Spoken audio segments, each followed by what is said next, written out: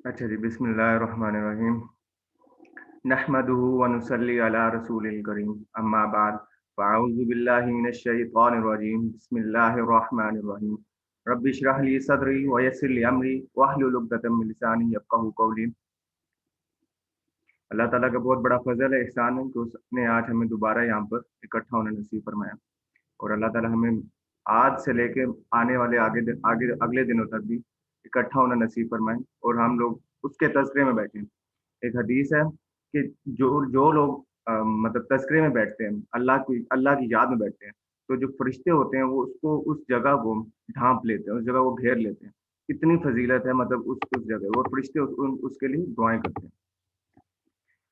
और हज़रत मूसा अलैहिस्सलाम एक दफ़ा अल्लाह ताला के पास गए और उन्होंने कहा, अल्लाह ताला मुझे आप कोई वज़ीफ़ा दें, मैं जो जो पढ़ूँ, जिसकी तिलावत करूँ, जिसका ज़िक्र करूँ और जिससे आपको याद करूँ। तो अल्लाह ताला ने फरमाया कि ऐ मूसा, ला इलाहा इल्लल्लाह का वज़ीफ़ा ले लो और इसको पढ़ो बाकायदगी से। तो हज़रत मूसा अलैहिस्सलाम वापस गए दोबारा, कहते हैं कि अल्लाह ताला ये तो वज़ीफ़ा सारे अंबिया को दिया गया था, मुझे कुछ ख़ास वज़ीफ़ा दो। अल्लाह ताला ने फरमाया कि ऐ मूसा, अगर 7 आसमान और 7 ज़मीन इसके अंदर कुछ भी है, सब कुछ भी अगर मतलब उन सारी चीज़ों को मिला लिया जाए और एक तराजू लें, एक तरफ उसको रखें और दूसरी तरफ हम ला इलाहा इल्लल्लाह को रखें। ला इलाहा इल्लल्लाह का कलमा उससे भी ज़्यादा भारी होगा, सब पर भारी होगा। तो आप बस ये सोचिए कि ला इलाहा इल्लल्लाह का कलमा की अगर इतनी फजीलत है, तो जिसके दिल में कल ये ईमान होगा, उसकी कितनी फजीलत है। तो बस यही फ़िक्र है कि ईमान जो है हम लोगों के दिलों में उतरे। इंशाअल्लाह इन लेक्चर्स के थ्रू आप लोगों के दिलों में ईमान भी उतरेगा, आप लोगों में दीन की फ़हम भी आएगी और आप लोग समझेंगे भी आगे कि कैसे हम लोगों ने चलना है। और हम लोग बहुत स्लोली एंड स्टेडी जाएँगे। जहाँ कोई मसला होगा आप पूछें, बार-बार पूछें और हम इंशाअल्लाह साथ-साथ चलते जाएँगे। तो मैं एक हदीस से अभी बयान करूँगा कि इब्न माजा की हदीस है, चैप्टर नंबर 16, हदीस नंबर 219। उसमें है हुज़ूर सल्लल्लाहु अलैहि वसल्लम कहते हैं, फरमाते हैं, या अबू दर, तुम अगर कुरान पाक की एक आयत समझो, तो वो 100 रकात नवाफिल पढ़ने से बेहतर है। मैं दोबारा कहता हूँ, या अबू दर, तुम अगर कुरान की एक आयत को समझोगे, तो वो 100 रकात नमाज नवाफिल पढ़ने से बेहतर है। इसका क्या मतलब है कि एक रकात नवाफिल में तकरीबन तकरीबन अगर देखा जाए तो 7 रकात 7 आयात अलहम्द शरीफ पढ़ी जाती है, लाज़मी पढ़ी जाती है, उसके बगैर नमाज नहीं होती है। तो मतलब 700 आयतें तो अलहम्द शरीफ की सिर्फ और सिर्फ ये बनती हैं। इसका मतलब ये है कि कुरान पाक की एक आयत को समझना 700 गुना बेहतर है कि आप तिलावत करें। इससे हम हदीस से हम लोग ये समझते हैं। तो यानी कि हम ये देखते हैं कि कुरान मजीद को समझ कर पढ़ना बहुत ज़रूरी है और इसकी बहुत फ़जीलत है और हम लोग उसके ऊपर मतलब ज़िंदगी गुजारें, ये उससे भी फ़जीलत है। आगे मैं अभी बताता हूँ, हम लोग जो हैं अपने घरों में वालिदैन के हकूक़ पे बात करते हैं, दोस्तों के हकूक़ पे, बहुत सारे और वैसे बात करते हैं जिनके हक़ाइक़ होते हैं, बयान करते हैं, ये इस तरीके से हकूक़ होते हैं। लेकिन आज तक किसी ने ये बहुत कम लोग होते हैं जो ये बयान करते हैं कि कुरान मजीद के भी हकूक़ हैं। ज़ाहिर-सी बात है कि कोई अल्लाह ताला ने किताब भेजी, उसके भी कोई हकूक़ हैं जो हमने अदा करने हैं, जिसके ऊपर पूछ-गछ होगी, नहीं अदा करेंगे तो अल्लाह हमसे पूछेगा। वो अलग बात है, हमें पता नहीं है, अगर पता है तो हमने उसको आगे उस पर फ़ॉलो करना है। तो वो हकूक़ कौन-कौन से हैं? पहली चीज़, ईमान लाना, कुरान पाक पर ईमान लाना। ईमान लाना सबसे पहला चीज़ है। इसका मतलब ये नहीं कि बस ठीक है हमने कह दिया कि हम लोग कुरान पाक पर ईमान लाते हैं। इसका मतलब ये है कि दिल से इकरार हो कि इसमें जो बात कही गई है वो सच है, उसमें कोई शुबा नहीं है, शक शुबा नहीं है। हम लोग कहते हैं ना, ज़ालिकल किताबु ला रैब फीह। अब इसमें ला रैब का मतलब मैं आपको समझाता हूँ। ला रैब का मतलब है कोई शक नहीं। अब मैं इसको इस तरीके से बताता हूँ, फॉर एग्ज़ाम्पल आप जाते हैं सीधी सड़क पे, आपके सामने 2 रास्ते हैं, और राइट, 2 रास्ते हैं, राइट पर और लेफ्ट पर। अब अगर आप सोचते हैं कि मैं यहाँ लेफ्ट जाऊँ या राइट जाऊँ, ये आपको शक होगा। अब फॉर एग्ज़ाम्पल आप कहते हैं जी कि एक और सिनेरियो देखें, आप जाते हैं सीधा सड़क, अब आपके पास 2 ऑप्शन हैं, या तो आप लेफ्ट जा सकते हैं या तो राइट जा सकते हैं।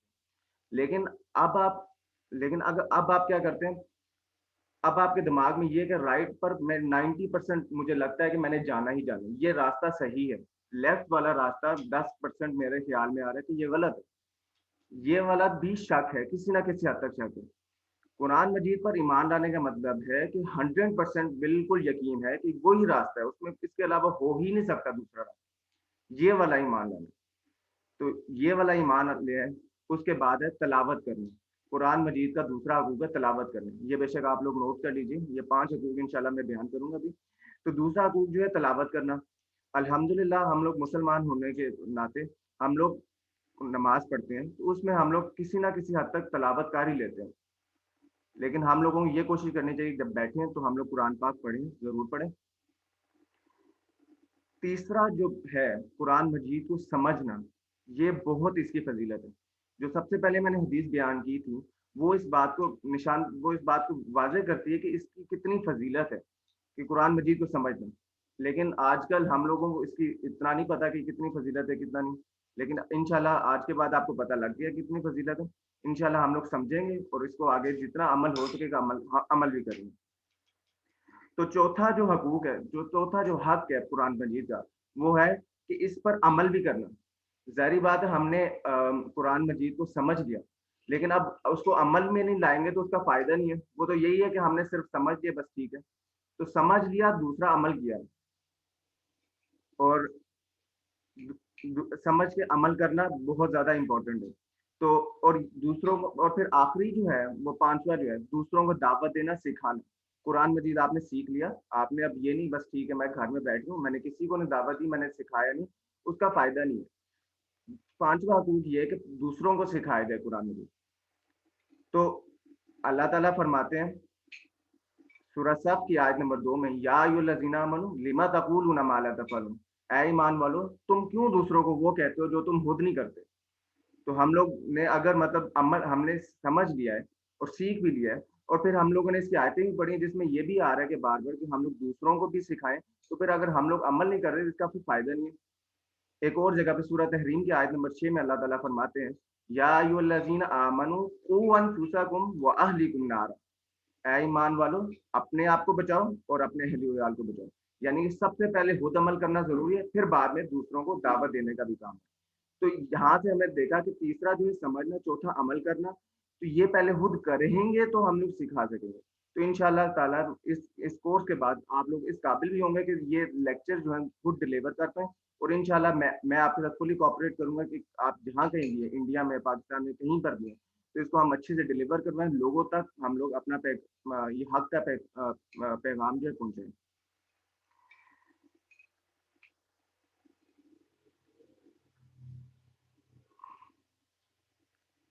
تو ایک حدیث بھی اس میں آتی ہے جو صحیح بخاری کی 545 حدیث ہے، تم میں سے بہترین شخص وہ ہے جو قرآن پاک سیکھے اور دوسروں کو سکھائے۔ تو یہ بھی ایک اس کی بہت بڑی جو میں نے آپ کو 5 ابھی حقائق بیان کی اس میں آتا ہے۔ اور اب ہم بات کرتے ہیں کہ دین میں رکاوٹیں۔ تو کوئی بھی شخص جو ہے وہ اس میں مطلب دین میں آج کل بہت ساری رکاوٹیں ہیں۔ ہم لوگوں نے پہلے اپنے اندر بیٹھے، ہم لوگ جہاں پر بیٹھے ہیں ہم لوگ نشاندہی کریں، ہاں جی بھائی ہم لوگ کس جگہ پر غلط ہے، چلیں چلنا تو بات کی بات ہے، پہلے ہم لوگ اب نشاندہی تو کریں ہم لوگ کس جگہ غلط ہے، پھر ہمیں پتہ لگ جائے گا، پھر ہم اس کے اکارڈنگ ہی چلیں گے آگے۔ تو سب سے پہلے دین میں رکاوٹ جو آتی ہے وہ نفس کی ہوتی ہے۔ فار ایگزامپل صبح کے وقت میں فجر کی نماز کے لیے اٹھتا ہوں، تو میرا بستر گرم ہے، باہر ٹھنڈ ہے، میں کہتا ہوں چھوڑو کوئی نہیں بعد میں نماز پڑھ لوں، تو وہ میرا نفس جو ہے مجھے اندر سے کمزور کر دیتا ہے، جس کی وجہ سے میں دین کے اوپر صحیح طریقے سے نہیں چل پاتا۔ اس کی اور بھی بہت ساری مسائل فار ایگزامپل میں کیا کرتا ہوں، مجھے پتا ہے ایک ابھی لیکچر ہونا ہے ٹھیک ہے، لیکن کسی مطلب اسلام کا ایک لیکچر ہے کسی جگہ پہ، لیکن میں کیا کروں، میں یوٹیوب کے اوپر اپنے اور کام کرتا ہوں، یہ میں اپنے نفس کے اندر آ جاؤں۔ اچھا دوسرا جو رکاوٹ ہے، بہت بڑی رکاوٹ ہے، وہ شیطان کی رکاوٹ ہے۔ شیطان کی رکاوٹ بھی بہت بڑی رکاوٹ ہے۔ یہ کیسے؟ فار ایگزامپل مجھے پتا ہے جھوٹ بولنا بہت بڑا گناہ ہے، لیکن میں کیا کرتا ہوں، میرے پاس ایک بندہ ہے جی کہتا ہے کہ میں جھوٹ بولتا ہوں لیکن اس سے کسی کو نقصان نہیں ہوتا۔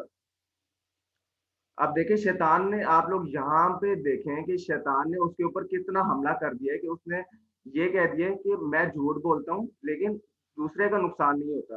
تو اس میں کوئی گناہ نہیں ہے، اس نے یہ کہہ دیا۔ تو اب آپ خود دیکھیں کہ اس نے پہلی بات یہ کہ یہ انکار کر دیا، شیطان نے اس کے دل میں پہلی بات پکا کر دیا، وہ اس پہ پختہ ہو گیا کہ بھائی جو میں کر رہا ہوں، میں جھوٹ بول رہا ہوں تو ٹھیک کر رہا ہوں، اس میں کوئی برائی نہیں ہے۔ تو شیطان جو ہے سب سے پہلے ہمارے دل میں سے وہ نکال دیتا ہے، اطمینان ڈال دیتا ہے کہ ہم لوگ جو کر رہے ہیں صحیح ہے، کچھ مسئلہ نہیں۔ اس کی وجہ سے ہم لوگ جو ہے دین میں پیچھے آ جاتے ہیں، ہم لوگ جو پتہ ہوتا ہے جو بات صحیح ہے، لیکن ہم لوگ اس کو پیروی نہیں کرتے۔ تیسری مثال جو ہے، تیسرا جو ہے اس میں دین کی رکاوٹ میں، وہ ہے لوگ، مطلب وہ اس میں ہے کہ لوگ کیا کہیں گے۔ فار ایگزامپل ہم لوگوں کو پتہ ہے شادی بیاہ میں بہت زیادہ مطلب کھانا ضیاع ہوتا ہے، ہم لوگ ضیاع کرتے ہیں۔ ہم لوگوں کو پتہ ہے بہت ساری بدعات ہوتی ہیں اس میں، لیکن ہم لوگ کرتے ہیں۔ وہ کیوں کرتے ہیں؟ صرف اور صرف بہت سارے لوگ جو نہیں بھی کرنا چاہتے وہ اس لیے کرتے ہیں کہ وہ لوگوں کا ڈر ہوتا ہے، لوگ کیا کہیں گے۔ تو لوگ بھی جو ہیں ایک طریقے سے بہت بڑی رکاوٹ ہوتے ہیں دین میں۔ اور اگر ہم نے اپنے آپ کو آگے چلنا ہے، دین میں صحیح سر بلند کرنا ہے، تو ان تین چیزوں میں، نفس میں، شیطان کو اور لوگ کو، ان کو ہم شکست دیں گے تو انشاءاللہ ہم لوگ دین کے اوپر صحیح طریقے سے گامزن ہو جائیں گے۔ اچھا جی، تو آگے چلتے ہیں۔ تو اب اس میں ہم لوگ قرآن مجید ہم لوگ جب کھولتے ہیں تو ہم لوگ اس میں دیکھتے ہیں کہ شروع میں، قرآن مجید کے شروع میں آ، 2 صفحے ہوتے ہیں جس کے اوپر 99 نیمز آف اللہ لکھے ہوتے ہیں، 99 نام لکھے ہوتے ہیں اللہ کے۔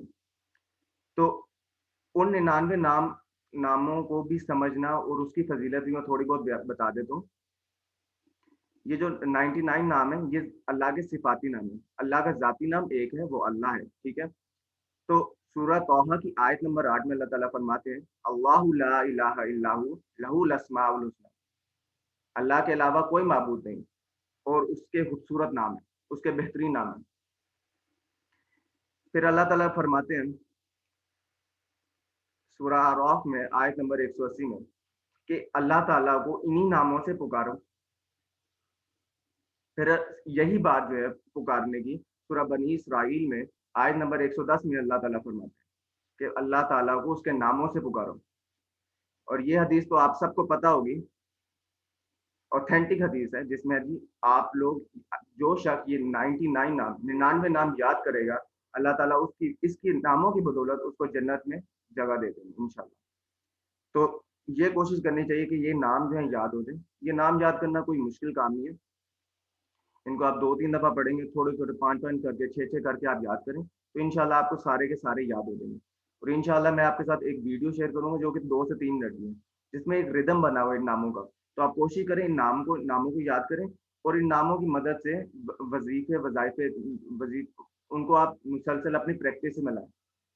فار ایگزامپل یا رحمان یا رحیم، اس کے بعد اور بھی بہت سارے اللہ کے نام ہیں جو کہ خوبصورت نام ہیں، جن کی بہت ساری برکات ہیں، ان کے اپنے نام، ان کے صرف ناموں کی وجہ سے ان کو آپ پریکٹس میں لائیں، ان کو آپ جتنا ہو سکے پڑھیں۔ اچھا جی، اب ہم آتے ہیں تعوذ کے اوپر، تعوذ کے اوپر بات کرتے ہیں، پھر انشاءاللہ ہم لوگ اسکرین شیئرنگ کی طرف آتے ہیں، اپنے لیکچر کی طرف، جو کہ الحمد سورہ فاتحہ کے اوپر آتے ہیں۔ تو تعوذ ہوتے ہیں اعوذ باللہ من الشیطان الرجیم، یہ اس کو تعوذ کہتے ہیں۔ اور یہ سورہ نحل کی آیت نمبر 98 میں اللہ تعالیٰ فرماتے ہیں فَإِذَا قَرَأْتَ الْقُرْآنَ فَاسْتَعِذْ بِاللَّهِ مِنَ الشَّيْطَانِ الرَّجِيمِ، کہ جب بھی آپ قرآن پڑھنا شروع کریں، تو آپ تعوذ پڑھ لیں، مطلب اعوذ باللہ من الشیطان الرجیم پڑھ لیں۔ تو ویسے بھی جب آپ بیٹھے ہیں قرآن پاک پڑھنے تو لازمی آپ لوگ تعوذ پڑھیں، اعوذ باللہ من الشیطان الرجیم بسم اللہ الرحمن الرحیم پڑھیں۔ ان کو جواب دے دو کہ کیسے کن آواز کیسے آئے گی ویسے کرے گی۔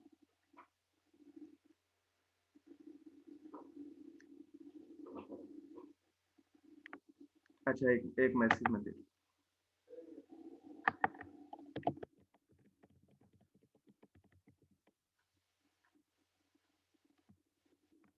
کائنڈلی ان کو کوئی جواب دے دے کہ یہ آواز نہیں آ رہی ہے ایک صاحب کو، تو وہ بتا دیں کہ آواز کیسے آئے گی۔ میں یہاں پہ بتا رہا ہوں، ٹائپ کرنا تھوڑا ٹائم لگے گا۔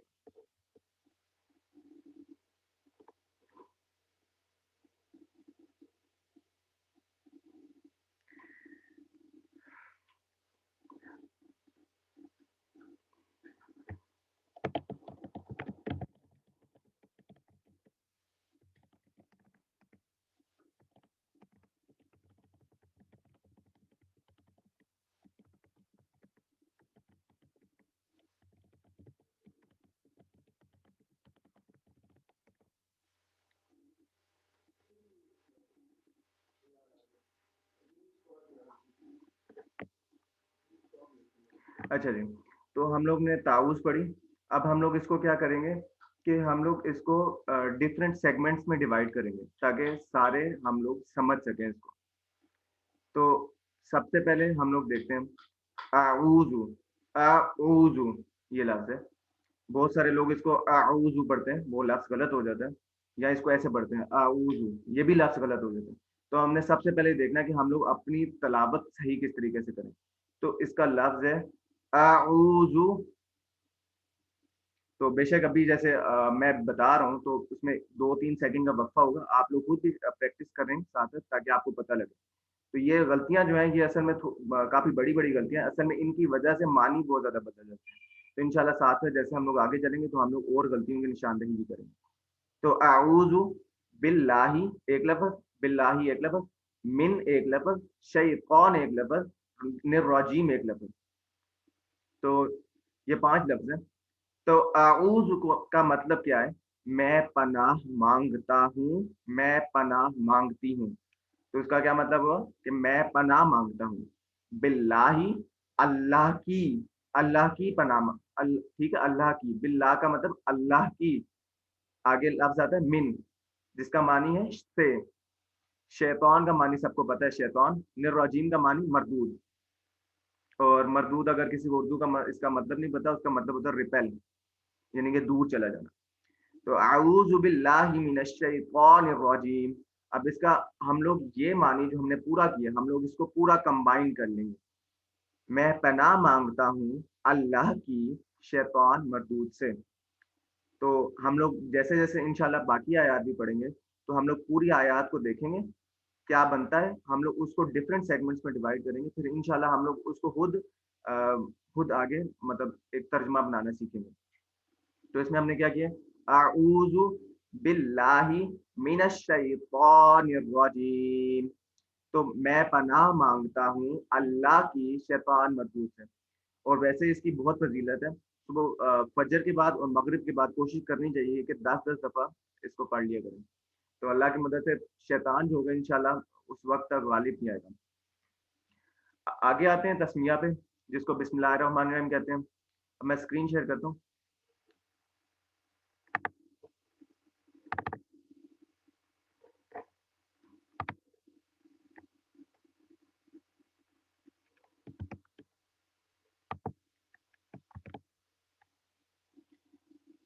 अच्छा जी, ये शुरू में जो लिखा हुआ है बिस्मिल्लाहिर्रहमानिर्रहीम, इसको आप देख सकते हैं कि इसमें इन्होंने मतलब उसको सेगमेंट्स में डिवाइड किया हुआ है।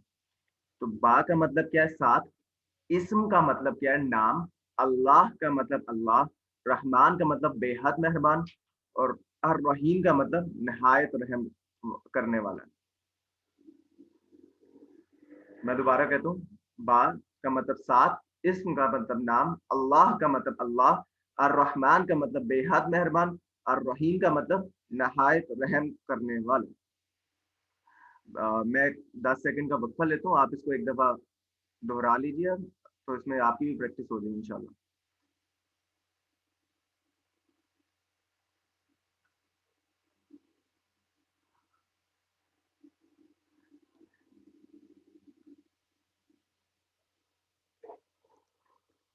अच्छा जी, अब इसमें हम लोग जब इसको पूरा जब कंबाइन करते हैं, तो आपको पता है इसका मतलब क्या है कि शुरू करता हूँ अल्लाह के नाम से, जो बड़ा मेहरबान, नहायत रहम वाला है। तो अब इसमें शुरू कहाँ से आया?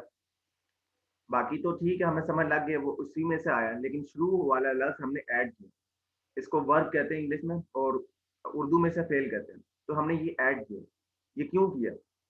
तो इसमें जो है इसमें जो आता है वो हमने शुरू वाला लफ्ज़ जो है ये महज़ूफ़ किया हुआ है। महज़ूफ़ यानी हमने क्यों किया है? क्योंकि ये ऑलरेडी अंडरस्टूड है। फॉर एग्ज़ाम्पल मैं अभी यहाँ पर बैठा हुआ हूँ, मैं कहता हूँ पानी, सिर्फ़ एक लफ्ज़ पानी कहता हूँ। तो क्या करेगा मेरे पास कोई मेरा जो शागिर्द या मेरा कोई दोस्त या कोई बैठा हुआ है, वो मुझे पानी ला कर देगा, मुझे कहेगा पी लो, मैं पानी पी लूँगा। अब सिर्फ़ मैंने ये कहा है पानी, उससे उसको ये समझ लग गई है कि मैंने ये माँगा है, मेरी इंटेंशन ये है। मतलब उसको सारा मैं उसको पता लग गया मुझे प्यास लगी है, क्योंकि मैं बोल-बोल के थक गया हूँ। اس کی وجہ سے اور پانی لے کر آؤ، وہ پانی لے کر آئے گا، میں نے پی لیا. اب صرف پانی کے لفظ کہنے کی وجہ سے اس کو سارا معنی پتہ سب کچھ پتہ لگ گیا. تو وہ سارا کا سارا محدود تھا.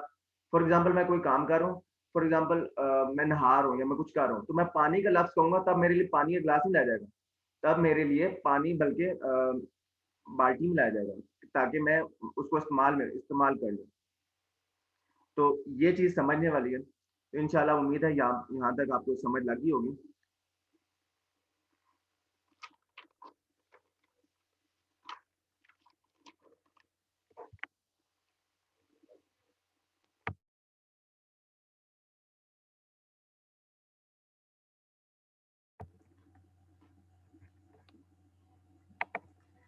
اچھا جی، جہاں پر اب میں آگے کچھ سورہ فاتحہ الحمدللہ ہم لوگ شروع کرنے لگے ہیں.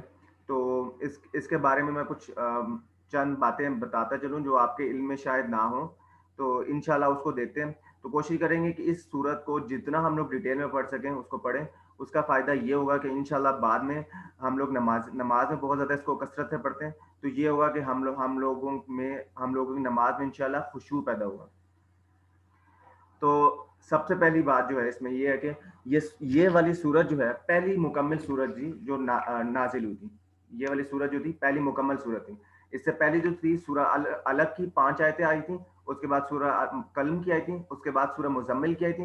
پھر سورہ مدثر کی آئی تھی. پھر سورہ فاتحہ اللہ تعالیٰ نے نازل کی تھی حضور صلی اللہ علیہ وسلم. تو پہلی تو یہ چیز ہم نے دیکھ لی، یعنی کہ سب سے پہلے نازل ہونے والی مکمل سورت. دوسری چیز ہے سورہ فاتحہ کی عظمت. سورہ فاتحہ کی عظمت جو ہے سورہ ہجر کی آیت نمبر 87 میں اللہ تعالیٰ فرماتے ہیں وَلَقَدْ آتَيْنَاكَ سَبْعًا مِّنَ الْمَثَانِي وَالْقُرْآنَ الْعَظِيمِ. وَلَقَدْ مطلب اور بے شک. لقد کا مطلب جہاں پر بھی آتا ہے اس کا مطلب بے شک ہوتا ہے، لیکن ابھی ہم لوگ اس کا مفہوم دیکھیں گے کیونکہ آپ لوگوں کو سمجھانے کا مقصد ہے. وَلَقَدْ اور اے نبی صلی اللہ علیہ وسلم بے شک ہم نے آپ صلی اللہ علیہ وسلم کو عطا فرمائی ہیں 7 دہرائی جانے والی آیتیں اور قرآن عظیم. تو اس کو قرآن عظیم بھی کہا گیا. یہ والا جو لفظ ہے قرآن عظیم ایک حدیث جو ہے میں ابھی بیان کرتا ہوں تو انشاءاللہ آپ کو اور واضح ہو جائے گا کہ اس میں کیا بات ہوئی ہے. تو ایک صحابہ اکرام میں رضی اللہ تعالیٰ عنہ قرآن مجید کے سب سے بڑے قاری تھے، عالم تھے، ابے بن کعب تھے. تو صحابہ اکرام رضی اللہ تعالیٰ عنہ میں قرآن مجید کے سب سے بڑے عالم ان کو کہا جاتا تھا. ان سے ایک بار خود نبی صلی اللہ علیہ وسلم نے سوال کیا کہ اے ابے، کیا میں تمہیں وہ صورت کی تلقین کروں جس کی مثال نہ تو تورات میں نازل ہوئی، نہ انجیل میں، نہ زبور میں، نہ ہی قرآن مجید میں. جواب میں حضرت ابے بن کعب نے فرمایا حضور صلی اللہ علیہ وسلم ضرور تلقین فرمائے. اس پر نبی صلی اللہ علیہ وسلم کا دوسرا سوال تم نماز میں کیا پڑھتے ہو؟ تو حضرت ابے بن کعب نے کیا فرمایا کہ سورہ فاتحہ کی تلاوت شروع کر دی. یعنی کہ ان کو پتہ لگ گیا کہ کس بات کی طرف اشارہ ہوگا. تو حضور صلی اللہ علیہ وسلم نے اس بات کے اوپر فرمایا اس ذات کی قسم جس کے دست قدر میں میری جان ہے، یہی ہے وہ صورت جس کی مثل نہ تو تورات میں ملتی ہے، نہ نازل ہوئی، نہ انجیل میں، نہ زبور میں، اور نہ ہی قرآن مجید میں اس کی مثل ملتی ہے. اور یہی سبع من المثانی اور قرآن عظیم ہے.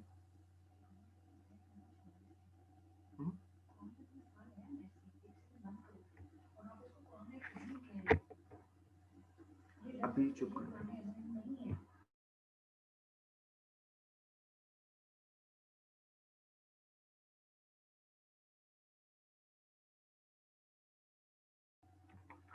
اچھا جی، اور یہ سنن ترمذی میں موجود ہے یہ کتاب تفسیر کے نام سے.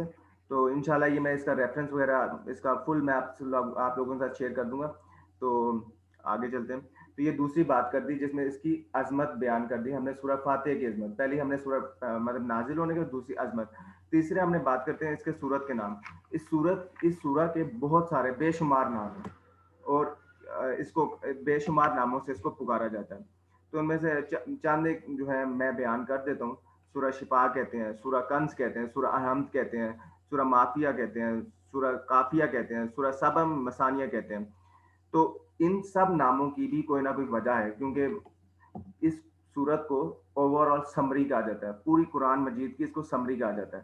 تو قرآن مجید کی وجہ سے جو بھی فیض ہوتے ہیں ملتے ہیں وہ اس صورت میں ہم لوگوں کو مل جاتے ہیں. تو اس کو سورہ شفا کی میں بات کر دیتا ہوں کہ اس کو سورہ شفا کیوں کہا جاتا ہے.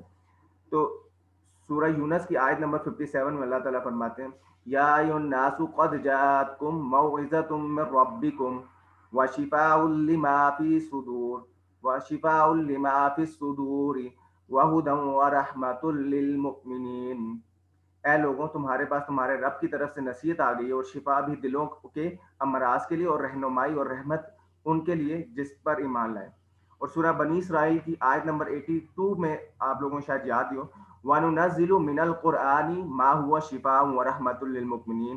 اور ہم نے نازل کیا قرآن جس میں شفا ہے اور رحمت ہے مؤمنین کے لیے. تو یہ اس وجہ سے اس کو سورہ شفا بھی کہا جاتا ہے. اور فاتحہ کا ویسے جو مطلب ہوتا ہے آغاز, اس کا مطلب ہوتا ہے کہ آغاز اور شروع جہاں سے شروع ہوتا ہے قرآن مجید. تو اس کے اگلی چوتھی بات جو ہم لوگ کرنے جا رہے ہیں وہ اس کا اسلوب بیان, کہ اس کا اسلوب بیان کیا ہے. اس کا اسلوب بیان جو ہے پورا کا پورا انشاءاللہ ابھی ہم اس کو ڈیٹیل میں بھی پورا دیکھیں گے. اس کا پورا اسلوب بیان جو ہے دعائیہ ہے. اس میں ہم لوگ دعا کرتے ہیں اللہ تعالیٰ سے. ہم لوگ جتنی بھی نماز پڑھتے ہیں اس میں ہم دعا کرتے ہیں اور ہم کیا مانگتے ہیں, اپنے لیے ہدایت مانگتے ہیں اور سیدھے رستے پر چلنے کی دعا کرتے ہیں. اچھا جی, پانچویں بات جو ہے یہ ہے کہ نماز کا یہ جو جزم ہے یہ لازمی جزم ہے. اور اس میں آتا ہے کہ مطلب یہ حدیث میں آتا ہے اس شخص کی کوئی نماز نہیں جس نے سورہ فاتحہ نہیں پڑھی. تو یہ پانچواں جو ہے یہ کہ نماز کا جزو لازم. چھٹا جو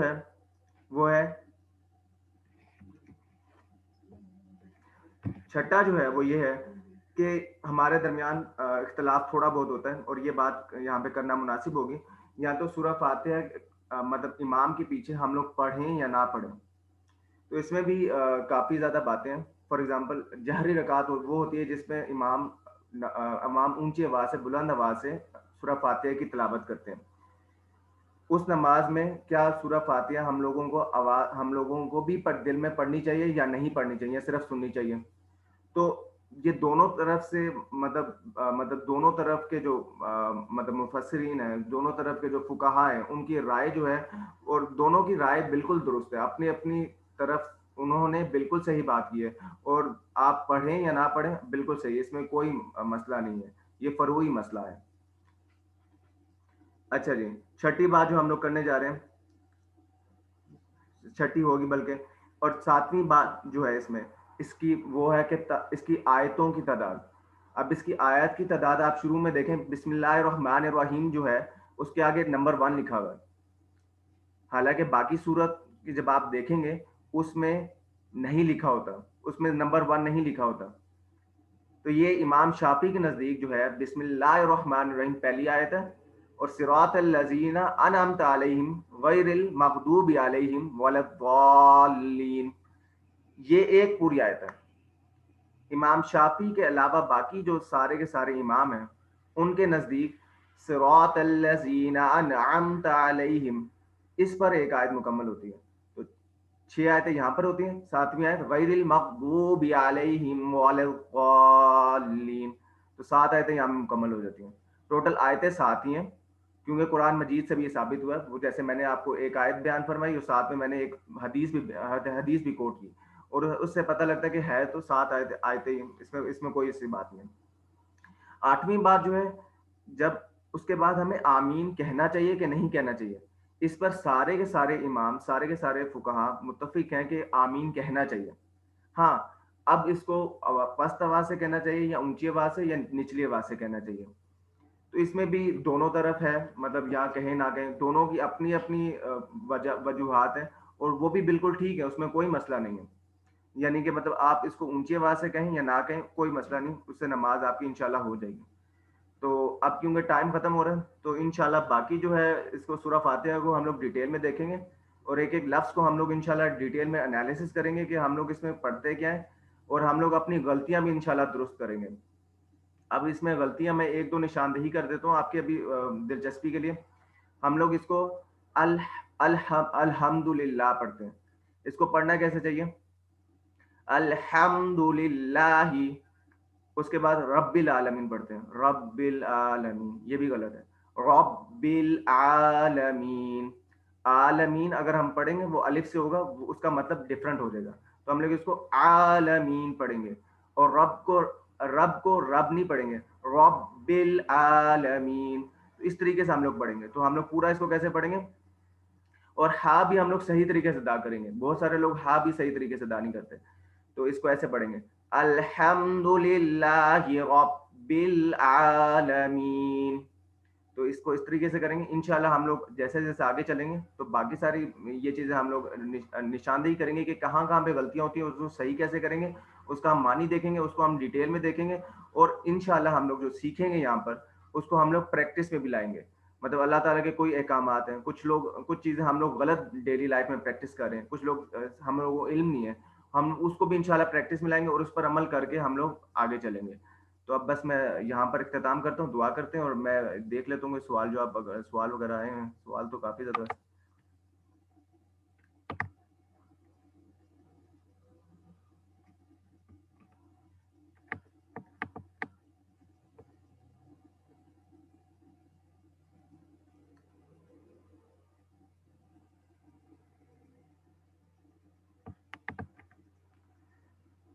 اچھا جی، سب سے یہاں پہ غوثیہ مزمل کا ایک سوال ہے کہ نام ریپیٹ کر دیں قرآن سورہ فاتحہ کے، تو سورہ فاتحہ کے کافی زیادہ نام ہیں، 25 کے قریب قریب ہیں، تو کچھ نام جو ہے امپورٹنٹ جو ہیں وہ میں نے جیسے بیان فرمایا، اس کو ام القرآن بھی کہتے ہیں، اس کو سورہ شفا کہتے ہیں، سورہ کنز کہتے ہیں، سورہ مافیہ کہتے ہیں، سورہ کافیہ کہتے ہیں، اور بھی اس کے بیشتر نام ہیں، تو آپ جیسے بے شک نیٹ پر آپ سرچ کر لیں، تھوڑا بہت دیکھیں، انشاءاللہ آپ کو مل جائیں گے۔ سورہ الحمد بھی سے کہتے ہیں، سورہ فاتحہ تو اس کا اپنا اپنا نام ہی ہے، تو اس کے بعد دیکھتے ہیں۔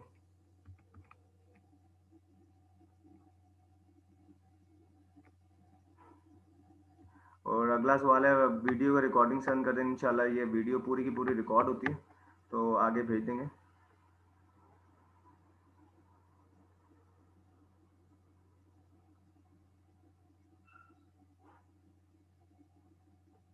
اچھا جی، اس کے بعد ہے میرے لیے دعا کرنا، صحیح۔ ایک شروع میں سوال میں نے دیکھا تھا، وہ یہ تھا نفس کی کتنی کتنی اقسام ہے۔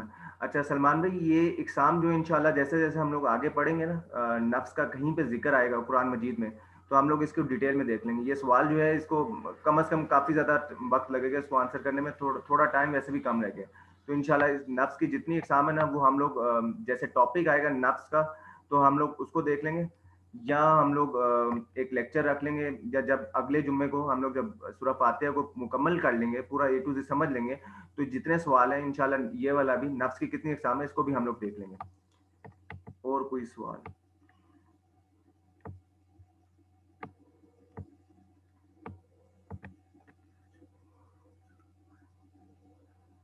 اچھا جی، رباب احمد کا یہ سوال ہے کہ تو کیا جب امام سورہ فاتحہ پڑھیں تو ہمیں دل میں پڑھیں دہرانی چاہیے یا نہیں دہرانی چاہیے؟ تو اس میں جیسا میں نے بتایا کہ آپ پڑھیں یا نہ پڑھیں، اس میں دو رائے ہیں، اور دونوں کے پاس اپنی اپنی دلیل ہے۔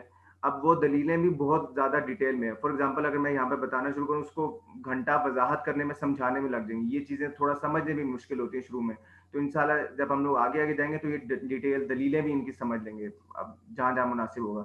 تو فی الحال آپ پڑھیں یا نہ پڑھیں کوئی مسئلہ نہیں، آپ کی نماز انشاءاللہ ہو جائے گی پوری کی پوری۔ آخری سوال ہے کہ نماز کا صحیح طریقہ بھی بیان کریے گا۔ انشاءاللہ ہم لوگ اس پر لیکچر رکھیں گے، نماز کا صحیح طریقہ ہم لوگ اس کو دیکھیں گے کیسے کرتے ہیں کیسے نہیں کرتے، اور بہت ساری غلطیاں ہم لوگ کرتے ہیں، اور ایک دو غلطیاں میں بھی بتا دوں گا انشاءاللہ اگلے لیکچر کے شروع میں بھی بتا دوں گا۔ ہم لوگ نماز میں جب پڑھتے ہیں نا، ہم لوگ پڑھتے ہیں رب بھی جالنی، پڑھتے ہیں رب بھی جالنی، یہ لفظ جو ہے رب بھی جالنی غلط لفظ ہے، ہم یہ اصل لفظ کیا ہے، رب بج النی، النی، ٹھیک ہے، رب بج النی، جیم کے اوپر زبر نہیں ہے، یہ ایک بہت بڑی غلطی ہے، یہ آلموسٹ ایوری ون، ہر کسی کی یہی غلطی، ایون میرے حفاظ دوست جو ہیں ان سے بھی میں پوچھتا ہوں نا کہ آپ پڑھیں تو وہ بھی یہاں پر غلطیاں کر جاتے ہیں۔ ایک اور غلطی جو ہے اتحیاتو پڑھتے ہیں لوگ، حالانکہ اتحیات لفظ نہیں ہے، اتحیاتو، یہ یا کے اوپر شد ہے تو اس کے اوپر تھوڑی شدت آتی ہے. تو یہ 2 غلطیاں انشاءاللہ اگلے لیکچر میں بھی ان 2 غلطیوں کو دہرائیں گے اور انشاءاللہ آگے بھی شیئر کریں گے لوگوں کے ساتھ. اصل میں سوال جو ہیں اب بہت زیادہ آتے جا رہے ہیں تو اب ٹائم بھی ویسے بہت کم رہ گیا, تو انشاءاللہ ہم لوگ بعد میں دیکھتے ہیں. باقی سوال جو بھی ہیں مجھے آپ میسج کر دیں, انشاءاللہ بعد میں آنسر کر دیں گے. اب دعا کر لیتے ہیں. الحمدللہ رب العالمین الرحمن الرحیم مالک یوم الدین ایاک نعبد و ایاک نستعین اهدنا الصراط المستقیم صراط الذین انعمت علیہم غیر المغضوب علیہم ولا الضالین. ہم نے پڑھا اس کو سمجھنے کی توفیق عطا فرمائے. یا اللہ ہم لوگوں کو سیدھے راستے پر چلنے کی توفیق عطا فرمائے. یا اللہ ہم لوگوں کو گناہ معاف کر دیں. یا اللہ ہم لوگوں کو اپنا ساتھ دے. یا اللہ ہم لوگوں کو ہدایت پر چلنے کی توفیق عطا فرمائے. یا اللہ دوسروں کو دعوت دینے کی, خود سمجھنے کی, دوسروں کو سکھانے کی توفیق عطا فرمائے. وصلی اللہ تعالی علی خیر خلقہ ونور عرشہ سیدنا و مولانا محمد وعلی آلہ وصحبہ اجمعین برحمتک یا ارحم الراحمین.